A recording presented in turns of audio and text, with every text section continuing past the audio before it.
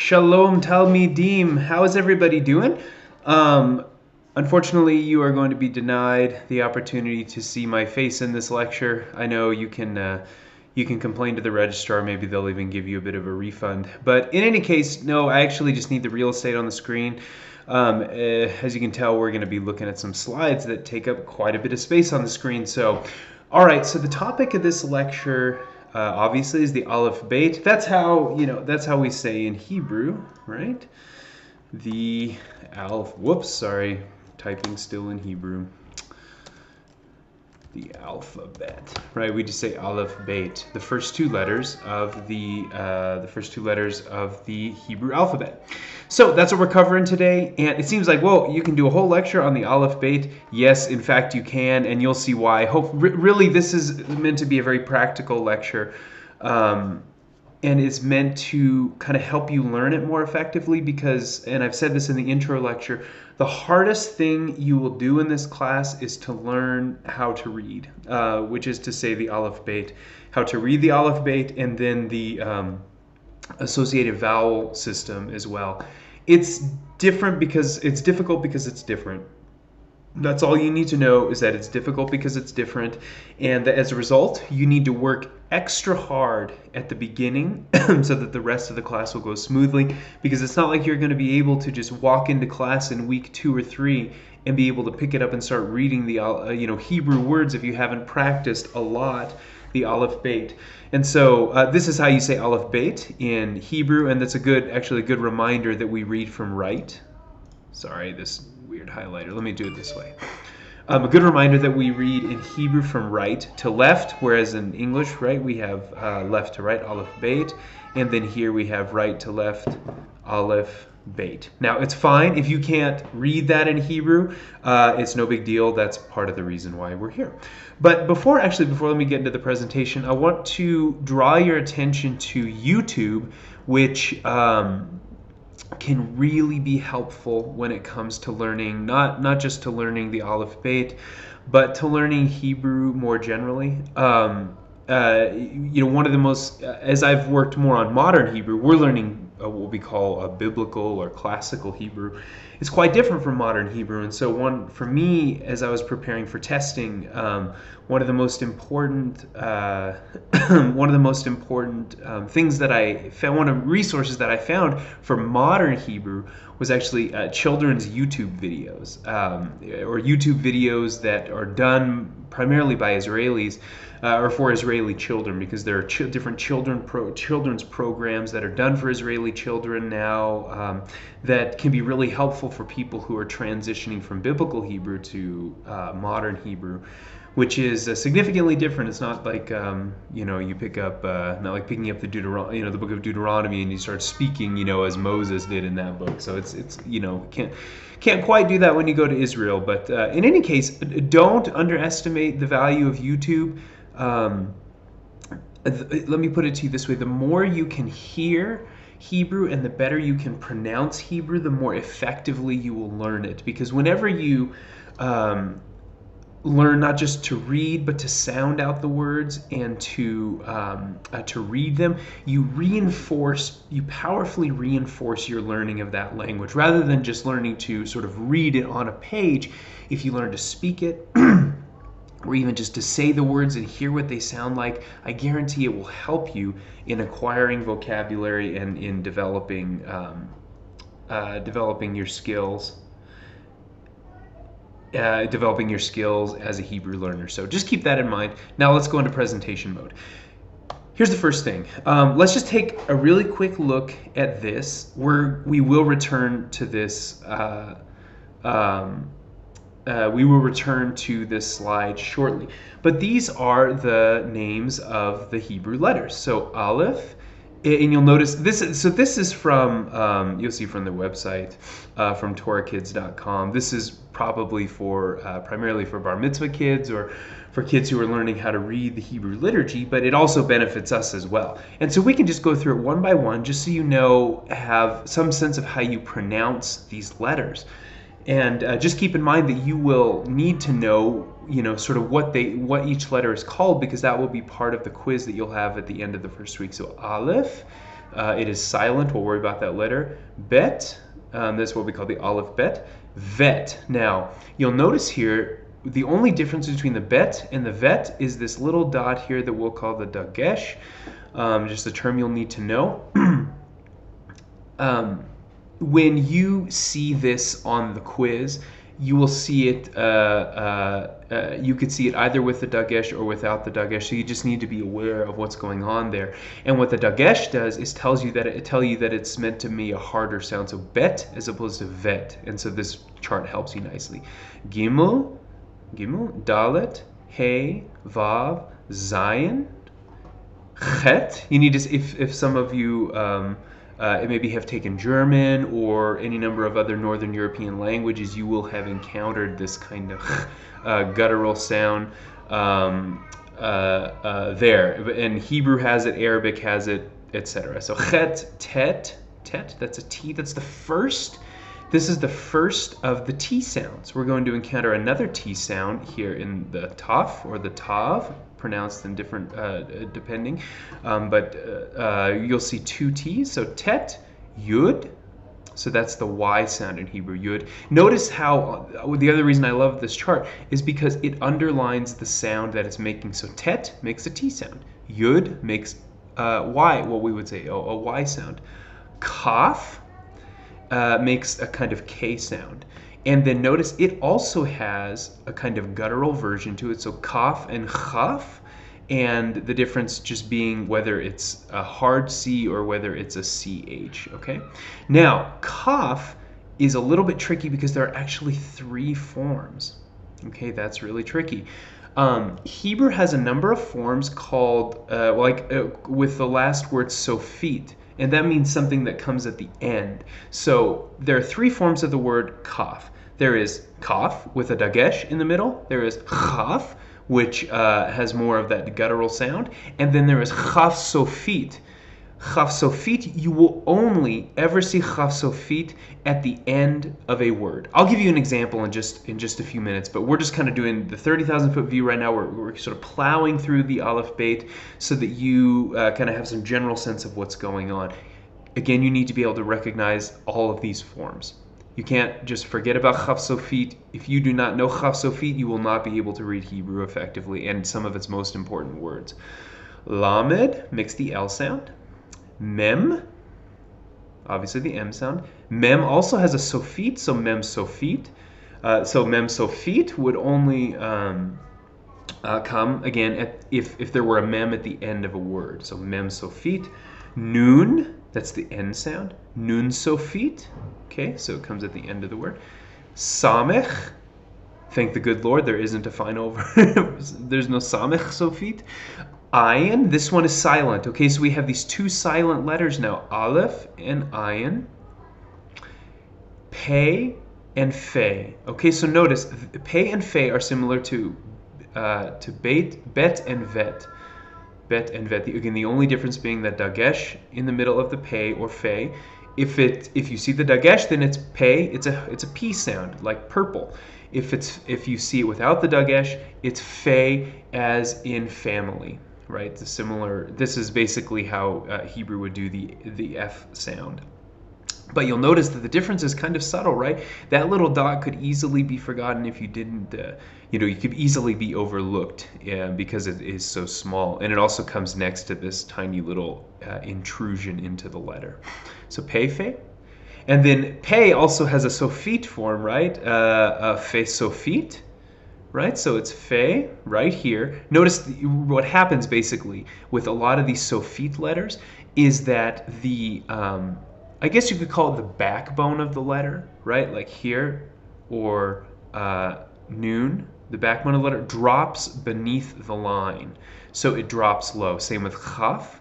So you have a kind of dropping of the line that is normally curved in. So see that with kaf and chaf sofit, right? Mem is a little different. right? Mem Sofit is basically kind of a squared off mem.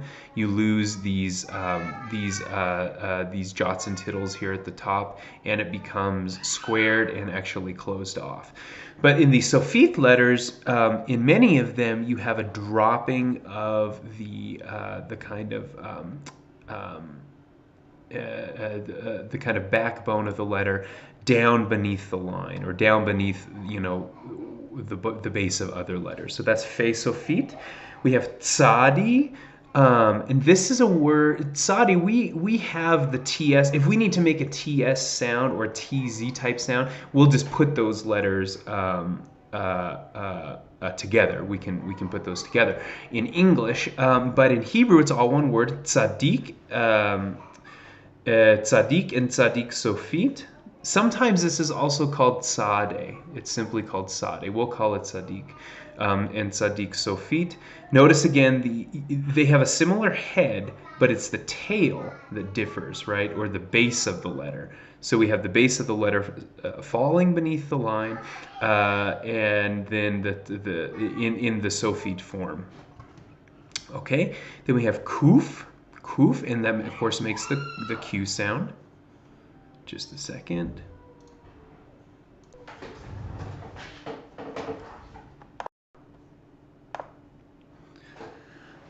Okay, so we have the Kuf here. It does not have a final form. It's the Q sound, Kuf. And then we have the Resh, or the Resh is a little bit easier to say. The Resh is really, the Resh is probably the easiest one for me to remember because it's basically like a backwards R, right? And so it has the R sound, Resh, and has no Sofit letter. There's no Resh Sofit, there's no Kuf Sofit. Now, here we come up to two very interesting letters, the Shin and the Sin. Similar to the way that Pe and Fe work, or Bet and Vet work, the little dot here changes how you pronounce it. So if the dot is over the third of these little markings, see, a third to the right, it's Shin. If it's to the left, it's Sin, okay? So that's just something you have to memorize. I know that's challenging to try and remember all of that, but it will eventually become second nature, that you'll recognize that when the dot is to the right, it is Shin, or the SH sound as we do it in English. If it is to the left, it is Sin. And then finally we have the Taf, or sometimes called the Tav. You can do it in either way. In this case, called the Taf, or the Tav. So this is the second of the T letters, right? We have Taf, or Tav, and Tet. They both, for our purposes, they make the same sound, but they are not generally interchangeable. So if a word has a Tav, then it has a Tav and not a Tet. If a word typically has a Tet, it can't be replaced with a Tav. If that makes sense. It would simply be a misspelling. We're not going to worry about vowels at this point. I do highly encourage you to dig into the vowels as early as possible. They are just as important for reading Hebrew as these consonants are, but we're just going to do consonants first. So with that said, that's sort of overview of the Aleph Bet. Let me talk about a couple strategies for learning this. One is learn the song. I sent you all one version of a song. There are so many. Find the one that has the most annoying jingle to it, or the most annoying sort of tune, and just listen to it over and over and over again. Have it playing all the time, and start singing along to it. And then, maybe every 15 or 20 minutes or so, give yourself an alarm on your, iWatch or whatever, or on your phone or whatnot. And every 15 minutes, you sing the song while looking at the chart and pointing, or you spend some time just writing out the Aleph Bet. I think that's often one of the best ways to do it, is just to practice writing. And it's hard, right? I get it. None of us write letters this way. But, write out your best approximation of the letter Aleph, Bet, Vet, Gimel, Dalet, Hey, Vav. And pretty soon you'll be able to do just like the regular alphabet, right? Just like you do in English. And so I know that's hard. Another way, some people try to create little mnemonics. I guess these letters can be sort of a Rorschach test, right? You can probably see all kinds of faces in the clouds just looking at these letters. Whatever you need to do, try your best, to create some little mnemonics that will help you. But to be perfectly honest, there are no shortcuts to learning the alphabet. You need to know it by memory. You need to be able to look at a letter and recognize it immediately. If after the second week you are still struggling to recognize the Aleph Bet, you are behind, okay? You are behind, and it will be very difficult for you to get caught up.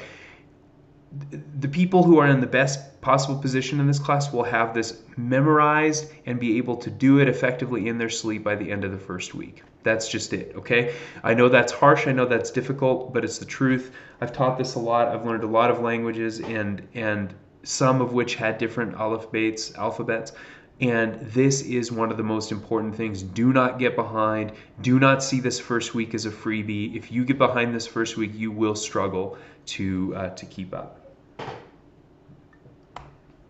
Okay, I want to highlight a few key points here. Just a reminder, Hebrew reads right to left, right? That's why we had the kind of did the Aleph Bet right to left, beginning with Aleph, ending with Taf. In Hebrew, the last letter isn't Z, Zion. That's up here. So just as a reminder, we're reading Hebrew right to left. Secondly, some letters have final forms. That is, these are the Sofit letters. They only show up if they're the last letter of a word. So here's actually a great example, a word that we're going to learn very early on. I didn't give you the vowels here. The word is melech. This is the Hebrew word for king, right? Obviously, there are tons of kings. Even Adonai, Yahweh, is called Melech. Melech is Adonai is referred to as Melech. And so are many other people. Shlomo, David, right? Chizkiyahu, Hezekiah, all kinds of people are called Melech. And Melech has one of these Sofit letters. Which one is it? See if you can guess. Just look here. This is the wrong version. This is the right version, right?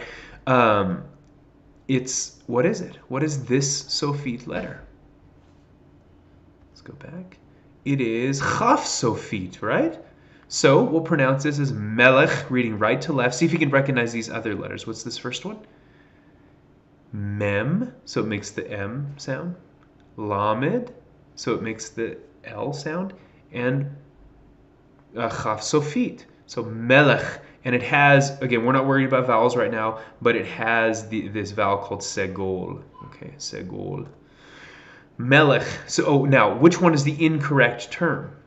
One of these is wrong, right? Because whenever you have a final, if there is a letter that has a final form, it will only appear if that letter is the last letter of the word. So this one is wrong, right? Let me see, put an X. Wrong. That is an incorrect word. Melech here. This is the correct way. Why? Because it has a Chaf Sofit. It has the final form, the Sofit form, the final form of Kaf. So just keep that in mind. That is very different. Here's the analogy. Hebrew doesn't have capital letters, right? The way that in English, see, I even did capital letters here. I must have been in Twitter mode. Capital letters, under normal circumstances, not under like social media circumstances, capital letters, right, end up at the front of words that are the beginning of sentences, proper nouns, etc., etc. Hebrew doesn't have anything like that. What it does have, though, are final letters that take a different form. So similar to the way that we have some letters that take a different form, depending on if they're personal nouns or the beginning of sentences, so Hebrew has has a different form of a letter, but for the end of sentences, right? So melech here is the correct term. It is Chaf Sofit. So remember those final forms. You will be tested on the final forms, so don't think that those are something you can overlook. Thirdly, some letters sound differently if they have a dot or a dagesh in the middle. Let's review those. Okay, see if you can find them. Which of the letters have a different sound based on the presence of a dot or a dagesh. Well, first is the sheen and the seen. I guess last, we'll start last. The sheen and the seen, sheen and the seen, they are pronounced differently based on where that little dot is on the letter. If it's above the character on the right. If it's to the right, then it's sheen. If it's to the left, then it's seen. Okay? So maybe some of you can think about, maybe there's some mnemonic related to, I think I just thought of a good mnemonic. So I think the Latin term for the left hand is related to the term for sinister. Somebody, you can correct me if I'm wrong about this. I think I learned this from Mark Thronfight. And so the dot on the left-hand side is seen, as in sinister. The dot on the right-hand side is sheen. So maybe that will help you out. So left is seen, as in the word sinister, which is related to the Latin word for left-handed. I think that's right. But even if it's wrong, even if my etymology for that word is wrong, you will probably still remember it. So that's all that matters, right? Is that you remember it. Here we have pay and fey. That's another one. If the dot's there, it's a p, harder p. There's sort of an explosion out of the front of the lips. Pay. If it's without the dot, it's fe, as in family or farm or something like that. Kaf and chaf, right? Two different forms. The dagesh makes it harder. That's another just way of remember it, is that if you see the dagesh, then it will be a harder pronunciation. So bet, kaf, pe. Sheen doesn't quite work that way, but the other ones do, right? Bet, kaf, pe, or vet, chaf, fe. So it sort of it makes those letters a little bit softer in their pronunciation. Whereas with the dagesh, you do get a harder, shorter burst of a sound. Pe, kaf, bet. Excuse me. Okay? So some letters have a different sound if they have the dagesh. Some letters are easy to confuse with one another. They're easy to confuse because they look similar. Let's look at some of those. Okay. There are more than these, but these are sort of the main ones. We'll go one at a time. I want you to, before I give you the answers, I want you to look at these, try and identify them. Give yourself a little bit of practice. Okay, I'll give you a second.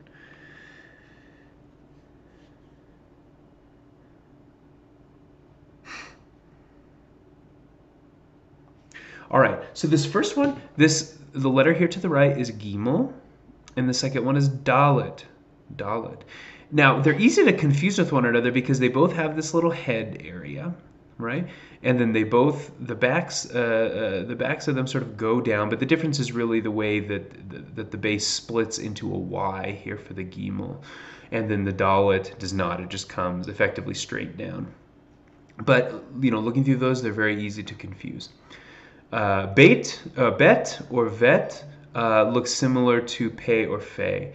And you can see they both have sort of this general C shape right here. The difference, of course, is that the pe has this kind of intrusion into the center of the letter, and then the bet has this little tail right here.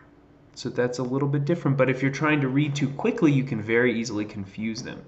So it's important as you're learning to try and identify what are the distinguishing markers and what are the letters that potentially could confuse me.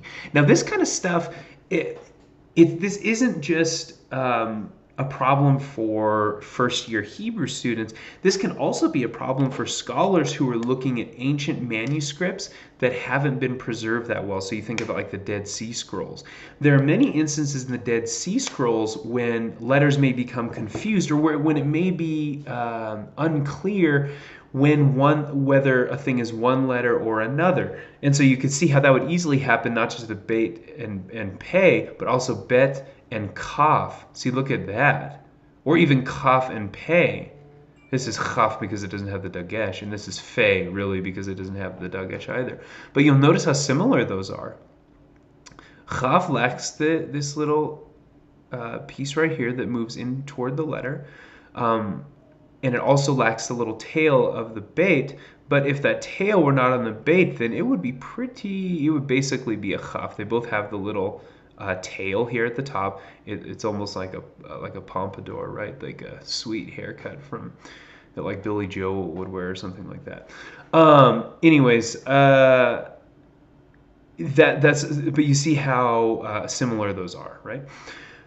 Mem, okay, this is mem sofit, right? What does mem regular look like? Let's look at this up. Here's mem sofit, and here's samich, right? Those two kind of look similar, mem sofit and samich. They're both sort of circular, globular in shape. The mem has harder edges, right? It has 90-degree angles toward the bottom. They both have this little crazy hairdo, right? It's like John Travolta thing. But the mem sofit does have these sort of straighter lines along the bottom. So, okay. Let's see, sheen and seen. That's obvious why those are hard to easily confuse. Now, let's make it even worse on you. Okay, we are reading texts that will have this dot here.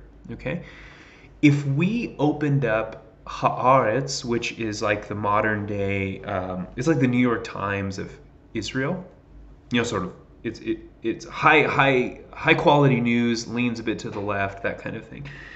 If we were to open up Haaretz and you were to look at the front page of the paper, sheen and seen would look exactly the same. You would be expected to know, as a native reader of Hebrew, how to differentiate between the seen and the sheen. Yeah, seen and the sheen, right? Sinister. Left-handed. Not all left-handed people are sinister, right? But if that helps you remember the letter, then whatever. But seen and sheen, easy to confuse with one another. And then finally, resh and dalet, or if you just want to say resh, you don't have to try and say it all correctly. Resh and dalet, they look very similar, right? The resh has kind of a more rounded back. That's really the difference. They both have the little John Travolta hair. But the resh does, here's a good way to remember it actually. The resh is more rounded. The resh is more rounded on the back. The dalet has more of a dramatic kind of turn, right? It has a hard edge there. So that's maybe one way to remember it. So, okay, this is meant to be really, really practical introduction to the Aleph Bet. Here's the deal. This is where Hebrew becomes truly meritocratic. You need to get to it and start learning this Aleph Bet. You need to have it really well. You need to learn it and know it very, very well. By the end of the first week, of course, you'll be quizzed on it, and there we'll see, right, where the scores fall. But it's kind of a cold, hard reminder at the end of that first week that, hey, look, like either you're doing well, and that's great. Doesn't mean you can take a break. It just means that you're doing well. Or you're not doing well, and you really, really, really need to work hard. Okay, but I would suggest get working on this as soon as possible. Learn the Aleph Bet. You will thank yourself 1,000,000 times over if you choose to double down and get this stuff done before the end of the first week. So, all right, everyone. Hey, great job. Hopefully this wasn't too overwhelming. I get that it can feel that way, but I'm confident that you all can really get this done. Just really work hard. Make flashcards. My poor wife, had to endure, how many years is this? It's like 2.5 years MA, 3 or 4 years PhDs, like 7 years of having to do flashcards with me. I mean, this is really terrible. And so, if you have a spouse or a partner or a friend who's willing to kind of suffer through this with you, then I encourage you to make some flashcards up and have them quiz you, right? We're so prone to self-deception that we can easily look at a flashcard and not be as harsh on ourselves with what we remember as we would be if there were somebody else with us who can really call us out on our nonsense. So anyways, get a partner to study with or find somebody in the class. I mean, you can do this kind of studying over Zoom. Just think about it. Make up some flashcards, and you have like a Zoom sort of thing, right? You both have cameras open, and you just hold up the cards. Hold it up to the camera and say, what is it? You get 5 seconds. You count up down. Oh, sorry, you lose. Your turn. Next person holds up a card. Back and forth and back and forth. this will make it 10 billion times easier for you to succeed if you have a study partner who can do that kind of stuff for you. All right, everyone, have a good night. We'll talk soon.